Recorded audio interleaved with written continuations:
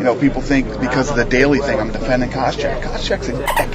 I don't get along with Koscheck at all. Il est le combattant le moins apprécié de l'UFC et voici pourquoi. Josh Koscheck a d'abord fait sa renommée dans l'émission de télé-réalité The Ultimate Fighter grâce à son attitude provocante et ses actes qui enfreignaient les règles. Son regard arrogant et son style agressif lui ont rapidement permis de devenir un favori des fans, mais ses tactiques malhonnêtes l'ont transformé en paria parmi les combattants et les fans. Avant l'UFC, Josh a accumulé plus de 20 combats dans les catégories des poids welter et moyens dans des promotions plus petites, des endroits où il est devenu infâme pour avoir étranglé ses adversaires et prétendument acheté la faveur des juges. Il a signé avec l'UFC et a réalisé que pour rester dans les gros titres, il aurait besoin de plus que d'une puissance de frappe, il lui faudrait du choc, mais ce qui a fait les gros titres, c'est sa bagarre lors de la conférence de presse avec Anthony Rumble Johnson. Après le coup de Johnson, Koscheck a simulé un knockout à la tête. Seules les rediffusions en ralenti ont montré que le genou avait frappé sa main et non sa tête. Johnson s'est excusé, craignant la disqualification, mais le vrai drame s'est déroulé dans la cage. Koscheck a survécu et a gagné par étranglement arrière au 3e round. Ensuite, il a affronté le combattant au striking habile Paul